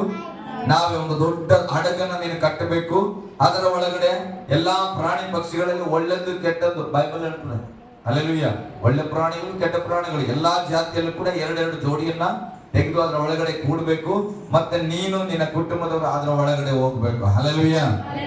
ನೀನು ಈ ಸುವಾರ್ತೆನ ಸಾರು, ಯಾರ್ಯಾರು ನಂಬುತ್ತಾರ ಅವರೆಲ್ಲ ಅಡಗೊಟ್ಟು ಅಂತ ಹೇಳಿರ್ತಾರ. ನೋಹಾನನು ಹೋಗಿ ಒಂದೊಂದು ಮನೆಯ ಬಾಗಿಲನ್ನ ತಟ್ಟಿ ಹೇಳ್ತಾನೆ, ಪ್ರೇರೆ ನೋಡ್ರಪ್ಪ, ಮೇಲಿಂದ ಮಳೆ ಬರ್ತದೆ, ಮಳೆ ಬರ್ತದೆ, ಮಳೆ ಬರ್ತದೆ, ನೀವು ನಾವೇ ಒಳಗಡೆ ಬಂದು ಸೇರಿ, ನಾವೇ ಒಳಗಡೆ ಬಂದು ಸೇರಿ ಅಂದ್ರೆ ಇದುವರೆಗೆ ಮಳೆನ ಯಾರು ನೋಡಿಲ್ಲ, ಮೇಲಿಂದ ನೀರು ಬಿಡೋದು ಯಾರು ನೋಡಿಲ್ಲ, ಅದು ಬಿದ್ದಿಲ್ಲ. ಅದಕ್ಕೆ ಏನಂತ ಹೇಳ್ತಾನೆ, ಮೇಲಿಂದ ನೀರು ಬಿಡೋದಂದ್ರೆ ಏನು ಆಶ್ಚರ್ಯ, ಈತನ ಹುಚ್ಚ ಆಗ್ಬಿಟ್ರ ಅಂತೇಳಿ ಯಾರು ಮಾತು ನಂಬಲಿಲ್ಲ ಪ್ರೇರೆ. ಬಹಳ ಸಾರಿ ಕೇಳಿದಿರಿ, ಅದ್ರ ಅರ್ಥ ಮಾಡ್ಕೊಡ್ರಿ. ಯಾರು ಕೇಳದೇ ಇದ್ದಾಗ ದೇವ್ರೇನ್ ಬೇಸರ ಮಾಡ್ಕೊಂಡಿಲ್ಲ. ಹಲ್ಲೆಲೂಯಾ. ದೇವ್ರ ಏನ್ ಮಾಡ್ಕೊಂಡಿಲ್ಲ, ಇವಾಗ ಬೇಜಾರು ಮಾಡ್ಕೊಂಡಿಲ್ಲ. ಯಾರು ಕೇಳ್ತಾ ಇಲ್ಲ ಅಂತ ಚಿಂತೆ ಮಾಡಿಲ್ಲ. ನೋಹಾನನೇ, ನೀನು ವರಿ ಮಾಡಬೇಡ, ನಿನ್ನ ಕುಟುಂಬದಿಂದಲೇ ಒಂದು ದೊಡ್ಡ ಸಂತಾನವನ್ನು ಉಂಟು ಮಾಡ್ತಾನೆ ಅಂತೇಳಿ ನೋಹಾನನ ಕುಟುಂಬವನ್ನು ಅದ್ರ ಒಳಗಡೆ ಹಾಕಿ ಅದನ್ನ ನಾಭಿಯ ಬಾಗಿಲನ್ನು ಮುಚ್ಚಿದ್ದೆವು. ಹಲ್ಲೆಲೂಯಾ. ಅದಾದ್ಮೇಲೆ 150 ದಿನಗಳಿಗಿಂತ ಹೆಚ್ಚಾಗಿ ಮಳೆ ಬರ್ತದೆ. ಆ ಮಳೆ ನೀರು ತಗ್ಗುವ ಕಾಲದ ಒಳಗೆ 1 ವರ್ಷದ ಮೇಲೆ ದಿನಗಳು ಕಳೀತವೆ. ಎಷ್ಟು ರೀ? 1 ವರ್ಷಗಳು ಆ ದೋಣಿಯ ಒಳಗಡೆ, ಹಡಗಿನ ಒಳಗಡೆ ಇದ್ರು. ನಾವೇ ಒಳಗಡೆ ನೋಹಾನನು, ಅವರ ಕುಟುಂಬ, ಪ್ರಾಣಿ ಪಕ್ಷಿಗಳೆಲ್ಲವೂ ಅದರೊಳಗೆ ಇದ್ದು. ನಾನು ಯೋಚಿಸ್ತೇನೆ ಯಾವಾಗಲೂ ಕೂಡ ಅದನ್ನ, 1 ವರ್ಷದ ಒಳಗಿದ್ರೆ ಆ ಪ್ರಾಣಿಗಳಿಗೆ ಏನು ಊಟ ಕೊಟ್ಟಿರ್ಬೇಕು? ಹಲ್ಲೆಲೂಯಾ. ಪಕ್ಷಿಗಳು ಏನು ಊಟ ಮಾಡಬೇಕು? ಅವು ಊಟ ಮಾಡೋದು ಸ್ತೋತ್ರ. ಪಾಸ್ಟರ್ ಹೆಂಗೆಲ್ಲ ಬೈಬಲ್ ಓದ್ತಾರಂತ ಅನ್ಕೊಂಡ್ರೆ ಪರವಾಗಿಲ್ಲ. ಊಟ ಮಾಡಿ ಊಟ ಮಾಡಿ ಊಟ ಮಾಡಿ ಹಂಗೆ ಇರ್ತಾವ. ಏನ್ ಮಾಡ್ತಾರೆ? ಡೈಜೆಸ್ಟ್ ಆಗ್ತದಲ್ಲ. ಊಟ ಮಾಡಿ ಡೈಜೆಸ್ಟ್ ಆಗ್ಬೇಡ ಅನ್ನಕ್ಕಾಗ್ತದ? ಒಂದಿನ ಆಗಿಲ್ಲ ಅಂದ್ರೆ ಕಷ್ಟ. ಡೈಜೆಸ್ಟ್ ಆಗ್ತದ ಅಂದ್ರೆ ನಾವು ಮತ್ತೆ ಹೊರಗೆ ಹೋಗ್ಬೇಕಾಗ್ತದ. ಹಲ್ಲೆಲೂಯಾ. ಹಾಗಾದ್ರೆ ಯೋಚನೆ ಮಾಡ್ರಿ, 1 ವರ್ಷಗಳ ಕಾಲ ನೋಹಾನನ ಕುಟುಂಬ ನಾವೇ ಒಳಗಡೆ ಇದೆ. ಕೆಟ್ಟ ಪ್ರಾಣಿಗಳು, ಒಳ್ಳೆ ಪ್ರಾಣಿಗಳು, ಎಲ್ಲ ಪಕ್ಷಿಗಳು ಅದ್ರ ಒಳಗಿದಾವೆ. ಹಾಗಾದ್ರೆ ಅವು ಎಷ್ಟು ಏನ್ ತಿಂದು, ಅವು ಏನ್ ಮಾಡಿದ್ವು ಅಲ್ಲಿ. ಹಲ್ಲೆಲೂಯಾ. ಅದ್ರ ವಾತಾವರಣ ಹೇಗೆ? ಟ್ರೈನ್ ಅಲ್ಲಿ ನೀವು ಜರ್ನಿ ಮಾಡಿ ನೋಡ್ರಿ, ಇಲ್ಲಿಂದ ಬೆಂಗಳೂರು ಹೋಗೋಷ್ಟ್ರಲ್ಲಿ ಮೂಗು ಕಿತ್ತು ಬಿಸಾಕ್ಬೇಕು ಅನಿಸ್ತದೆ. ವಾಶ್ರೂಮ್ ಕಡೆ ಸುಮ್ಮನೆ ಹೋಗಕ್ಕೆ ಮನಸ್ಸು ಬರಲ್ಲ, ಅಷ್ಟು ಕೆಟ್ಟ ದುರ್ವಾಸನೆ ಬರ್ತದೆ. ಹಾಗಾದ್ರೆ ನಾವು ಒಳಗಡೆ 1 ವರ್ಷ ಇದ್ರೆ ಹಾಗಾದ್ರೆ ವಾಸನೆ ಬರದೇ ಇರುವುದಕ್ಕೆ ಕಾರಣ ಏನು? ಹಲ್ಲೆಲೂಯಾ. ಗಟ್ಟಿಯಾಗಿ ಹಲ್ಲೆಲೂಯಾ. ನಾನು ಏನ್ ಹೇಳಕ್ ಬರ್ತದೇನಂದ್ರೆ, ದೇವರು ಎಲ್ಲಾದ್ರೂ ನಮ್ಮನ್ನ ತಗೊಂಡೋಗಿ ಇಟ್ರೆ ಎಲ್ಲವನ್ನ ಸಿದ್ಧತೆ ಮಾಡಿ ಇಡುವವನಾಗಿದ್ದಾನೆ ಪ್ರೇರೆ. ಇಸ್ರಾಯೇಲರನ್ನ ಆ ಒಂದು ಐಗುಪ್ತ ದೇಶದಿಂದ ನಡೆಸ್ಕೊಂಡು ಬರುವಾಗ ಬೈಬಲ್ ಹೇಳ್ತದೆ, ಅವ್ರಿಗೆ ಒಬ್ಬರಿಗೂ ಕಾಲು ಉಬ್ಬಿಲ್ಲಂತ. ನೀವೇನಂತೀರಿ ಈ ಕಡೆ ಭಾಷೆ? ಕಾಲು ತಮ್ಮ ನಡೆದು ಧಾರವಾಡಕ್ಕೆ ಎಷ್ಟು ಜನ ಹೋಗಿರಿ? ಹೋಗುವಾಗ ಧಾರವಾಡ ನಡ್ಕೊಂಡು ಹೋಗ್ತಾರೆ ಇಲ್ಲಿ ಕೆಲವರು. ನಡ್ಕೊಂಡು ಹೋಗುವಾಗ ಇದ್ದಂಗೆ ಕಾಲಿರೋದು ಬಹಳ ಕಡಿಮೆ ಅಲ್ಲ. ಹೋಗುವಾಗ ಬಹಳಷ್ಟು ಕಿಲೋಮೀಟರ್ಸ್ಗಳು ನಾವು ನಡೆದು ಬಿಟ್ರೆ ಅಷ್ಟೇ ಬೇಡ, ಬಸ್ಸಲ್ಲಿ ಜರ್ನಿ ಮಾಡ್ರಿ, 2 ಕಾಲು ಕೆಳಗೆ ಹಿಂಗ್ ಬಿಟ್ಟು ಒಂದು 500-600 ಕಿಲೋಮೀಟರ್ ಹೋಗ್ಬಿಡ್ರಿ. ಬಸ್ಸಿಂದ ಕೆಳಗೆ ಇಳಿದು ನೋಡಿದ್ರೆ ನಮ್ಮ ಕಾಲು ಶೂ ಆದಂಗೆ ಆಗ್ಬಿಟ್ಟಿರ್ತದೆ, ಶೂ ತರ ಉಪ್ಕೊಂಡ್ಬಿಟ್ಟಿರ್ತದೆ. ಆದ್ರೆ ಅರಣ್ಯಕಾಂಡದಲ್ಲಿ ನಾವು ನೋಡುವಾಗ ಅವರೆಲ್ಲರೂ ಕಾಡಿನಲ್ಲಿ ನಡ್ಕೊಂಡು ಬಂದ್ರು ಕೂಡ ಅವರ ಕಾಲು ಒಂದು ಸ್ವಲ್ಪ ಕೂಡ ಉಪ್ಪಿಲ್ಲ. ಹಲ್ಲೆಲೂಯಾ. ಯಾರಿಗೆ ಮುಳ್ಳು ಚುಚ್ಚಿದ ಸ್ಟೋರಿಯನ್ನ ಅಲ್ಲಿ ಬರೆದಿಲ್ಲ, ಕಲ್ಲು ಒತ್ತಿದ ಸ್ಟೋರಿಯನ್ನ ಬರೆದಿಲ್ಲ. ಹಲ್ಲೆಲೂಯಾ. ಹಾಗಾದ್ರೆ ದೇವರು ಅವರನ್ನ ಎಷ್ಟು ಸುರಕ್ಷಿತವಾಗಿ ನಡೆಸಿದ್ರು. ಯಾವಾಗ ಮನುಷ್ಯನು ದೇವರ ಹತ್ತಿರ ಇರ್ತಾನೋ ಅವಾಗ ಆತನಿಗೆ ಎಲ್ಲ ಸುರಕ್ಷಿತವಾಗಿರ್ತದ. ನಾವ್ ಅನ್ಕೊಳ್ತೇವೆ ಒಂದು ಸಣ್ಣ ಮನೆಯಲ್ಲಿ ನಿಲ್ಸ, ನೀನ್ ದೇವ್ರ ಜೊತೆಗಿದ್ರೆ ಸಣ್ಣ ಮನೆಯಲ್ಲೇ ದೊಡ್ಡ ಮನೆ ಆಶೀರ್ವಾದ ಮಾಡ್ತಾನ. ಹಲ್ಲೆಲೂಯಾ. ಗಟ್ಟಿಯಾಗಿ ಹಲ್ಲೆಲೂಯಾ. ನಾವೇ ಒಳಗಡೆ 1 ವರ್ಷಗಳ ಕಾಲ ಉಳಿತಾರೆ, ಬೈಬಲ್ ಹೇಳ್ತದ. ಅದಾದ ನಂತರ ಪಾರಿವಾಳವನ್ನ ಕಳಿಸ್ತಾರೆ. ಪಾರಿವಾಳ ಕಳಿಸ್ತಾರೆ, ಆ ಕಿಟಕಿಯನ್ನ ಓಪನ್ ಮಾಡಿ ಪಾರಿವಾಳ ಕಳಿಸ್ತಾರೆ. ಅದು ಎಲ್ಲ ಕಡೆ ಹಾರಾಡಿ ಹೋಗಿ ಕೂತ್ಕೊಳ್ಳಕ್ಕೆ ಜಾಗ ಇಲ್ಲದೆ ವಾಪಸ್ ಅಲ್ಲೇ ಬರ್ತದೆ. ಹಲ್ಲೆಲೂಯಾ. ನೋಡ್ರಿ, ಅವತ್ತ ಬುದ್ಧಿಶಕ್ತಿ ಎಷ್ಟು ಕೊಟ್ಟಂ ದೇವ್ರು. ಆಗ ಅವ್ರು ಏನ್ ಮಾಡಿದ್ರು, ಹೋಗಿ ಎಲ್ಲೂ ಕೂತ್ಕೊಳ್ಳಕ್ಕಿಲ್ಲ, ಪಾರಿವಾಳ ವಾಪಸ್ ಬಂತು. ಅದಾದ್ಮೇಲೆ ಏನ್ ಮಾಡಿದ್ರು, ಮತ್ತೆ ಸ್ವಲ್ಪ ದಿನಗಳಾದ್ಮೇಲೆ ಮತ್ತೆ ಒಂದ್ಸಾರಿ ಹಾರಿಸ್ತಾನೆ. ಅವಾಗ ಹೋಗಿದ್ರೆ ಏನ್ ಮಾಡ್ತದೆ, ಸ್ವಲ್ಪ ಹಿಂಗೆ ಅಲ್ಲಿ ಇಲ್ಲಿ ಮರದಲ್ಲಿ ಕುಟ್ಕಿ ಅದ್ರದ್ದು ಚಿಗುರನ್ನ ಬಾಯಲ್ಲಿ ಕಚ್ಕೊಂಡ್ ಬರ್ತದ ಅದು. ಅವಾಗ ಓ ಈ ನೀರೇನಾಗಿದೆ, ಸ್ವಲ್ಪ ಇಳಿದಿದೆ ಅಂದ್ರೆ ಭೂಮಿ ಮೇಲೆ ಇರೋ ಮಳೆ ನೀರು ಸ್ವಲ್ಪ ತಗ್ಗಾಗಿದೆ ಎಂಬುದಾಗಿ ನೋಡಿ ಇನ್ನ ಸ್ವಲ್ಪ ದಿನ ಆದ್ಮೇಲೆ ಪಾರಿವಾಳ ಬಿಡ್ತಾನೆ. ಹಲ್ಲೆಲೂಯಾ. ಆ ಪಾರಿವಾಳ ಏನ್ ಮಾಡಲ್ಲ, ವಾಪಸ್ ಬರಲ್ಲ. ಇವಾಗ ಏನ್ ಅರ್ಥ ಮಾಡ್ಕೋಬೇಕು,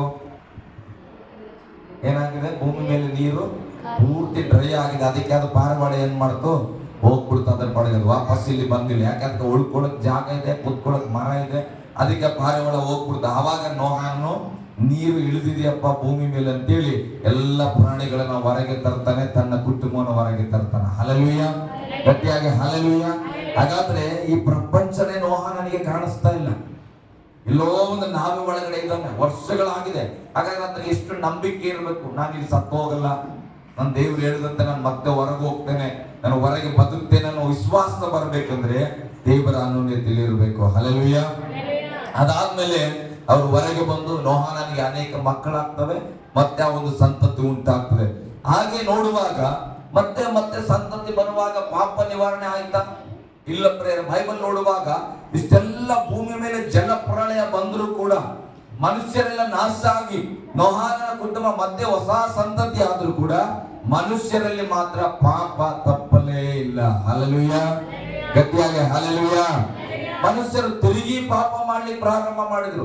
ತಿರುಗಿ 2 ಮದ್ವೆ, 3 ಮದ್ವೆ, ಇಲ್ಲಿ ಒಂದು ಮದ್ವೆ, ಅಲ್ಲಿ ಒಂದು ಮದ್ವೆ, ಅವರ ಇಷ್ಟ ಬಂದವರ ಜೊತೆ ಜೀವಿಸುವ ಹಾಗೆ ತಪ್ಪಾದ ಕ್ರಿಯೆಗಳನ್ನ ಮಾಡಿ ಏನ್ ಮಾಡ್ತಾರೆ, ವರ್ಷಕ್ಕೊಮ್ಮೆ ಒಂದು ಮೇಕೆಯನ್ನ ತಗೊಂಡು ಬಂದು ದೇವರಿಗೆ ಸಮರ್ಪಣೆ ಮಾಡ್ತಾ ಇದ್ರು. ಹಲ್ಲೆಲೂಯಾ. ಇದೆಲ್ಲವನ್ನ ಕಂಡಂತ ದೇವರು ಇದು ಮನುಷ್ಯರಿಗೆ ಬಿಡುಗಡೆ ಆಗುವ ಮಾರ್ಗ ಅಲ್ಲ ಅಂತೇಳಿ ತಿಳಿದಾತನ ಏನ್ ಮಾಡ್ತಾನೆ, ಯೋಹಾನ್ ಬರೆದ ಸುವಾರ್ತೆ 3:16 ಓದಿರುವಾಗ, ಯೋಹಾನ್ ಬರೆದ ಸುವಾರ್ತೆ, ದೇವರು ಲೋಕದ ಮೇಲೆ ಎಷ್ಟೋ ಪ್ರೀತಿಯನ್ನ ಇಟ್ಟು ತನ್ನ ಒಬ್ಬನೇ ಮಗನನ್ನ ಕೊಟ್ಟನು, ಆತನನ್ನು ನಂಬುವ ಒಬ್ಬನಾದರೂ ನಾಶವಾಗದೆ. ಹಲ್ಲೆಲೂಯಾ. ಗಟ್ಟಿಯಾಗಿ ಹಲ್ಲೆಲೂಯಾ.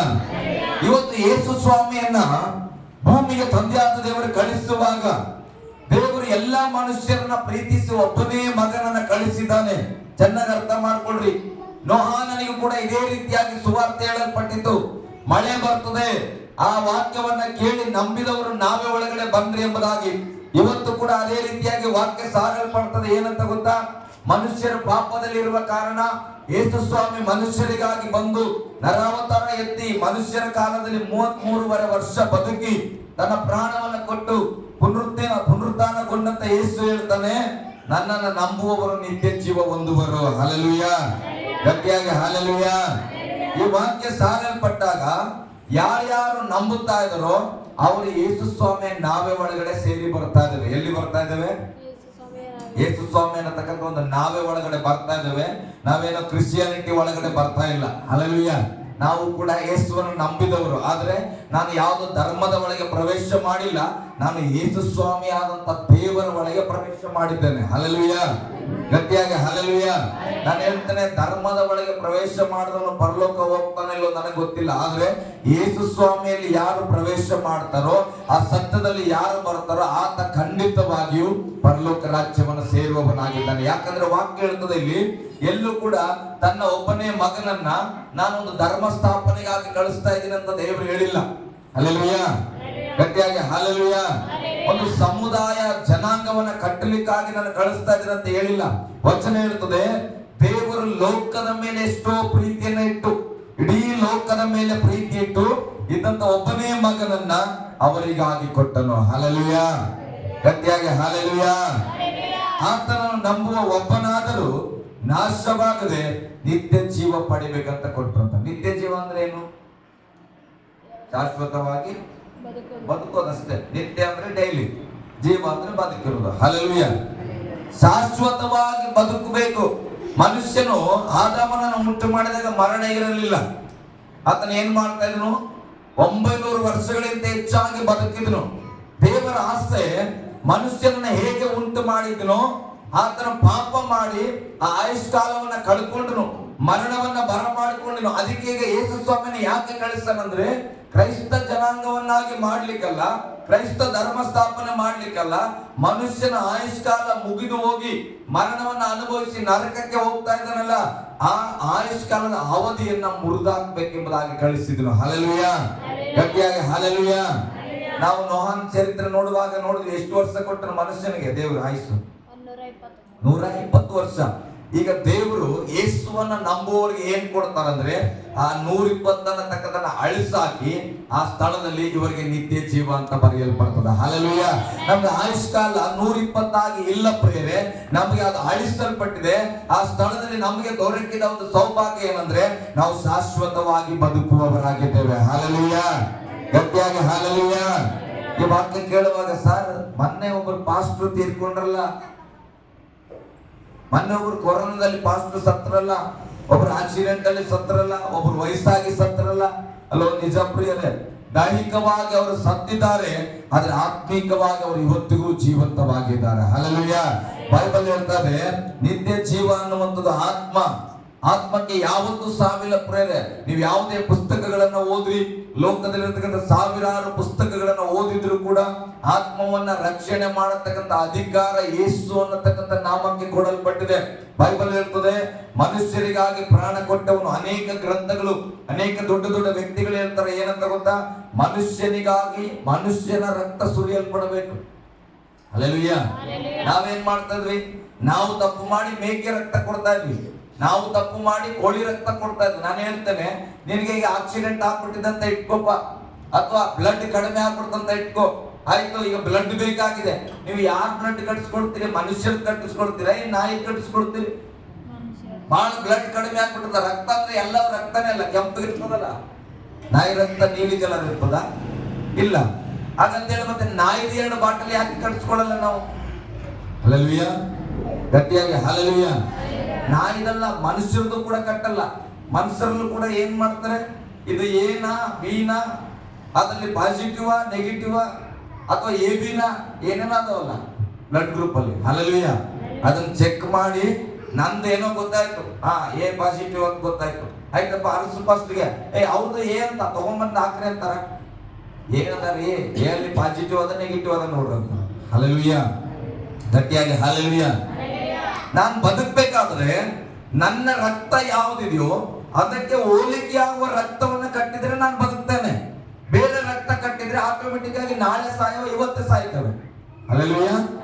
ಅದೇ ರೀತಿಯಾಗಿ ಮನುಷ್ಯರ ಪಾಪಕ್ಕಾಗಿ ಹೇಗೆ ಕೋಳಿಯ ರಕ್ತ ನಮಗೆ ಬಿಡುಗಡೆ ಕೊಡ್ಲಿಕ್ಕೆ ಸಾಧ್ಯ, ಹೇಗೆ ಮೇಕೆಯ ರಕ್ತ ನಮಗೆ ಬಿಡುಗಡೆ ಕೊಡ್ಲಿಕ್ಕೆ ಸಾಧ್ಯ, ಹೇಗೆ ದೇವರು ನನ್ನ ತಪ್ಪಿಗಾಗಿ ಮೇಕೆಯ ರಕ್ತವನ್ನು ತೆಗೆದುಕೊಳ್ತಾನಂತ ನಂಬಬೇಕು.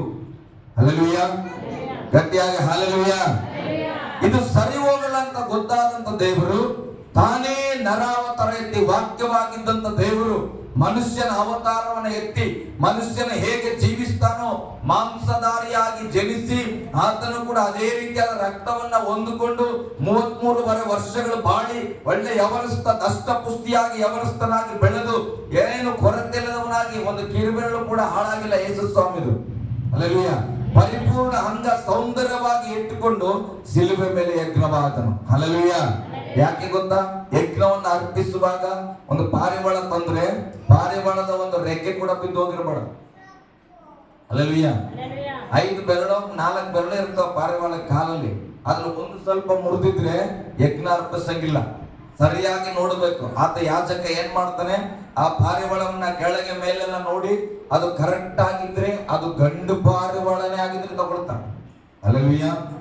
ಕೆಲವು ಕಡೆ ಕೇಳ್ರಿ, ನಾವೆಲ್ಲ ಮಾಡಿ ಬಂದ್ವಿ ಯೇಸು ಸ್ವಾಮಿ ಹತ್ರ, ನಾವ್ ಯಾವಾಗಲೂ ಗಂಡು ಮೇಕೆಯನ್ನೇ ಕೊಡ್ತಿದ್ವಿ. ಹಲ್ಲೆಲೂಯಾ. ಹುಂಜ ಕೋಳಿಯನ್ನ ಏನಂತ ನಿಮ್ ಕಡೆ? ಹುಂಜನೆ ಸ್ವಲ್ಪ ಕೆಂಪಗೆ ಉದ್ದಕ್ಕಿರ್ತದಲ್ಲ, ಆ ಹುಂಜವನ್ನೇ ತಗೊಂಡಾಗ ಬಲಿ ಕೊಡ್ತಾ ಇದ್ವಿ. ನಾನು ಹೇಳ್ತಾ ಇದ್ದೆ ಮೊನ್ನೆ ದಿವಸ ಬೀದರ್ನಲ್ಲಿ ಪ್ರಸಂಗ ಮಾಡುವಾಗ, ಯೇಸು ದೇವರು ಯಾಕೆ ಹೆಣ್ಣು ಮಕ್ಕಳಾಗಿ ಬರಲಿಲ್ಲ? ಹಲ್ಲೆಲೂಯಾ. ಕೆಲವು ಲೋಕದಲ್ಲಿ ಹಂಗೆ ಸುಂದರವಾಗಿರೋದು ಹೆಣ್ಣು ಮಕ್ಕಳು ಇಟ್ಕೊಂಡು ಈಕಿ ನಮ್ ದೇವ್ರು ಸ್ತೋತ್ರ. ಹಲ್ಲೆಲೂಯಾ. ಗಟ್ಟಿಯಾಗಿ ಹಲ್ಲೆಲೂಯಾ. ಪಾಪ ಮಾಡಿದ ಮನುಷ್ಯನು ಆದಾಮನು ಗಂಡಸು, ಪುರುಷನು. ಬೈಬಲ್ ಹೇಳ್ತದೆ ಆದಿಕಾಂಡ ಪುಸ್ತಕದಲ್ಲಿ 3:17 ಓದೋದಾದ್ರೆ ಮನೆಗೆ ಹೋಗಿ ಓದ್ರಿ ಅಧ್ಯಾಯಗಳನ್ನು ಚೆನ್ನಾಗಿ. ಆ ವಚನಗಳಲ್ಲಿ ಹೇಳ್ತದೆ, ಆದಾಮನ ನಿಮಿತ್ತವಾಗಿ ಭೂಮಿಗೆ ಶಾಪ ಬಂತಂತ. ಈಗ ಆದಾಮನ ಪುರುಷನಾಗಿರುವ ಕಾರಣ ತಂದೆಯಾದಂತ ದೇವರು ಮರಿಯಳ ಗರ್ಭದಲ್ಲಿ ಯಾವುದೋ ಒಂದು ಮಗು ಹುಟ್ಟುತ್ತದೆ, ಅದು ಈ ಲೋಕಕ್ಕೆ ರಕ್ಷಣೆ ಕೊಡ್ತದಂತ ಹೇಳಿಲ್ಲ. ಮರಿಯಳ ಗರ್ಭದಲ್ಲಿ ಒಂದು ಗಂಡು ಮಗುವೇ ಹುಟ್ಟುತ್ತದಂತ ಹೇಳಿದ್ರು. ಹಲ್ಲೆಲೂಯಾ. ಗಟ್ಟಿಯಾಗಿ ಹಲ್ಲೆಲೂಯಾ. ಗಂಡಸು ಮಾಡಿದ ಪಾಪಕ್ಕೆ ಗಂಡಸನ ರೂಪದಲ್ಲಿ ನರಾವತಾರ ಎತ್ತಿ ಯೇಸು ಸ್ವಾಮಿ ಪ್ರಾಣವನ್ನು ಕೊಟ್ಟು ಆ ಎಲ್ಲ ಪಾಪದ ಒಂದು ಸಾಲವನ್ನ ತೀರಿಸನ ಪ್ರೇರೆ. ಹಲ್ಲೆಲೂಯಾ. ಸಮನಾಗಿ ತೀರಿಸನ, ಕೊರತೆ ಇಲ್ಲ. ನೋಡಪ್ಪ 100 ರೂಪಾಯಿ ಸಾಲ ತಗೊಂಡಿದ್ದೆ, 1 ರೂಪಾಯಿ ಇಲ್ಲನೋ ಅಡ್ಜಸ್ಟ್ ಮಾಡ್ಕೊ, ಹಂಗಿಲ್ಲ ನನ್ನ ದೇವ್ರು. ಹಲ್ಲೆಲೂಯಾ. 100 ರೂಪಾಯಿ ತಗೊಂಡಿದ್ದೇನೆ, 100 ರೂಪಾಯಿಲಿ ನೀನು ಗರಿ ನೋಟ್ ಕೊಟ್ಟಿದೆ, ನಾನು ಇವಾಗಿಂದ ATM ಇಂದ ತಂದು ಕೊಟ್ಟಿನಿ ತಗೋ ಅಂದಂಗಿರ್ಬೇಕು. ಹಲ್ಲೆಲೂಯಾ. ಆ ನೋಟಲ್ಲೂ ಕೂಡ ಹಳೆ ನೋಟ್ ಇಲ್ಲ, ಗರಿ ನೋಟೆ. ಹಲ್ಲೆಲೂಯಾ. ಹಾಗೆ ಯೇಸು ಸ್ವಾಮಿ ಆದಾಮನನ್ನ ನೋಡುವಾಗ ಯವನಸ್ಥನು, ಮದುವೆ ಮಾಡ್ಕೊಂಡನಂದ್ರೆ ಯವನಸ್ಥನ ಕೂಸ, ಯವನಸ್ಥನಲ್ಲ. ಹಲ್ಲೆಲೂಯಾ. ಯೇಸು ಸ್ವಾಮಿ ಹುಟ್ಟಿದ ತಕ್ಷಣ ಬೆತ್ಲೆಹೇಮ್ನಲ್ಲಿ ಸಣ್ಣ ಕೂಸಿದ್ದಾಗಲೇ ಹೋಗಿ ಶಿಲುಬೆ ಮೇಲೆ ಕತ್ತರಿಸ್ಬಿಟ್ರ? ಇಲ್ಲ. ಆತನು ಬೆಳೆದನು, ಪೌಷ್ಟಿಕತೆ ಹೊಂದಿಕೊಂಡನು, ದೃಢವಾದ ಮೈಕಟ್ಟನ್ನು ಹೊಂದಿಕೊಂಡನು, ಚೆನ್ನಾಗಿ ಜನಗಳ ಮಧ್ಯದಲ್ಲಿ ತಿರುಗಾಡಿದನು. ವಾ, ಇದನ್ನು ಯಾರಪ್ಪ ಅಷ್ಟು ಸುಂದರವಾಗಿದನಂತ ಅಂದವರುಂಟು. ಅಂತ ಯೇಸು ಸ್ವಾಮಿ ಪರಿಪೂರ್ಣನಾದ ಮೇಲೆ ಶಿಲುಬೆಯಲ್ಲಿ ಯಜ್ಞವಾಗಿ ಅರ್ಪಣೆವಾಗನ. ಹಲ್ಲೆಲೂಯಾ. ನನ್ನ ದೇವರು ಏನೇ ಮಾಡಿದ್ರು ಕೂಡ ಪರಿಪೂರ್ಣವಾಗಿ ಮಾಡುವಂತ ದೇವರು. ಹಲ್ಲೆಲೂಯಾ. ಗಟ್ಟಿಯಾಗಿ ಹಲ್ಲೆಲೂಯಾ. ಹೀಗೆ ಯೇಸು ಸ್ವಾಮಿ ಏನ್ ಮಾಡಿದಾನೆ, ನಿಮ್ಮ ಎಲ್ಲರ ಪಾಪಗಳಿಗಾಗಿ ತನ್ನ ರಕ್ತವನ್ನು ಸುರಿಸಿ ರಕ್ಷಣೆಯನ್ನ ಕೊಟ್ಟಿದ್ದಾನೆ. ಹಲ್ಲೆಲೂಯಾ. ಗಟ್ಟಿಯಾಗಿ ಹಲ್ಲೆಲೂಯಾ. ಇವತ್ತು ಅದೇ ಕ್ರಿಸ್ಮಸ್ ತನ ನಾವು ಆಚರಿಸ್ತಾ ಇದ್ದೇವೆ. ಏನನ್ನ? ಮನುಷ್ಯರಿಗಾಗಿ ಒಬ್ಬ ರಕ್ಷಕನು ಹುಟ್ಟಿ ಬಂದಂತ ದಿನವನ್ನ ನಾವು ಆಚರಣೆ ಮಾಡ್ತಾ ಇದ್ದೇವೆ. ಇದು ಕ್ರೈಸ್ತರು ಮಾತ್ರ ಮಾಡುವಂತ ಹಬ್ಬ ಅಲ್ಲ, ಇದು ಯೇಸುವನ್ನು ನಂಬಿದವರು ಮಾತ್ರ ಮಾಡುವ ಹಬ್ಬ ಅಲ್ಲ. ಬೈಬಲ್ ಹೇಳ್ತದೆ ಸ್ಪಷ್ಟವಾಗಿ, ಮೊದಲು ಸುವಾರ್ತೆ ತಲುಪಿದ್ದು ಕುರುಬರಿಗೆ. ಹಲ್ಲೆಲೂಯಾ. ಬೈಬಲ್ ಹೇಳ್ತದೆ, ಯಾಜಕರ ಹತ್ರ ಹೋದ್ರ ದೇವದೂತರು, ಯಾಜಕರಂದ್ರೆ ನಮ್ಮತ್ತೆ ಪಾಸ್ಟರ್ ಇದ್ದ ಹಾಗೆ ದೇವರ ಸನ್ನಿಧಿಯಲ್ಲಿ ಯಾವಾಗ್ಲೂ ಯಜ್ಞ ಅರ್ಪಿಸೋರು. ಅವ್ರ ಹತ್ರ ದೂತರು ಹೋಗಿಲ್ಲ. ಹೊಲದಲ್ಲಿ ಎಲ್ಲೋ ಕಾಡಲ್ಲಿ ಇಟ್ಕೊಂಡು ಕುರಿ ಕಾಯ್ತದಂತ ಕುರುಬರ ಬಳಿಯಲ್ಲಿ ಹೋಗಿ ಯೇಸು ಸ್ವಾಮಿ ಹುಟ್ಟ್ಯಾನ ಅಂತ ಹೇಳಿದ್ರಂತೆ. ಹಲ್ಲೆಲೂಯಾ. ಅದಕ್ಕೆ ಬೀದರಲ್ಲಿ ಬಂಡಪ್ಪ ಅವರು ಅವ್ರೆಲ್ಲ ಬಂದ್ರು ಸ್ಪೀಚ್ ಮಾಡ್ತಾರೆ, ನಾನು ಕೇಳಿಸ್ಕೊಂಡಿದ್ದೇನೆ. ನೋಡ್ರಿ, ಯೇಸು ಸ್ವಾಮಿ ಹುಟ್ಟಿದ್ದು ಕ್ರೈಸ್ತ ಕುಲದಲ್ಲಿ ಆದ್ರೂ ಕೂಡ ಮೊದಲು ಯೇಸು ಸ್ವಾಮಿ ಹುಟ್ಟ ಅಂತ ಹೇಳಿದ್ದು ನಮಗೆ ಕುರುಬರಿಗಂತ. ಅಲ್ಲಲ್ಲಿ ಅವ್ರು ಎದೆ ತಟ್ಟಿ ಹೇಳ್ತಾರೆ ಬಹಳಷ್ಟು ಕಡೆ ಸ್ಪೀಚ್ ಮಾಡುವಾಗ, ನಾನು ಕೇಳಿಸ್ಕೊಂಡಿದ್ದೇನೆ. ಅಂದ್ರೆ ನಮಗೆ ಮೊದಲು ಸುವಾರ್ತೆ ಸಾರಿತು, ನಾವು ಧನ್ಯರಂತ. ಹಲ್ಲೆಲೂಯಾ. ಗಟ್ಟಿಯಾಗಿ ಹಲ್ಲೆಲೂಯಾ. ಇದು ಯಾವುದೋ ಒಂದು ಜಾತಿಗಾಗಿ ಜನಾಂಗಕ್ಕಾಗಿ ಬಂದಂತ ದೇವರಲ್ಲ, ಇದು ಮನುಷ್ಯರಿಗಾಗಿ ಬಂದಂತ ದೇವರಾಗಿದ್ದಾನೆ. ಹಲ್ಲೆಲೂಯಾ. ನಂಬುವ ಎಲ್ಲರಿಗೂ ರಕ್ಷಣೆ ಉಂಟು ಪ್ರೇರೆ. ಯಾರು ನಂಬಬೇಕು, ಯಾರು ನಂಬಬಾರದು ಅಂತಿಲ್ಲ. ನಿನಗೆ ಅರ್ಥ ಆಗಿದ್ರೆ, ನೀನು ಯೇಸುವನ್ನು ನಂಬಿದ್ರೆ ನಿನ್ನ ಪಾಪಗಳು ಕ್ಷಮಿಸಲ್ಪಡ್ತದೆ, ನಿನಗೆ ರಕ್ಷಣೆ ದೊರಕುವಂತದ್ದಾಗಿದೆ. ಮುಂದೆ ಒಂದು ವಚನ ಹೋದ್ರೆ ಹಂಗಲ್ಲಿ ಲೂಕನ್ ಬರೆದ ಸುವಾರ್ತೆಯಲ್ಲಿ 2ನೇ ಅಧ್ಯಾಯ 9-10 ಓದ್ಬಿಡ್ರಿ, ನಾನು ಮುಗಿಸ್ತೇನೆ.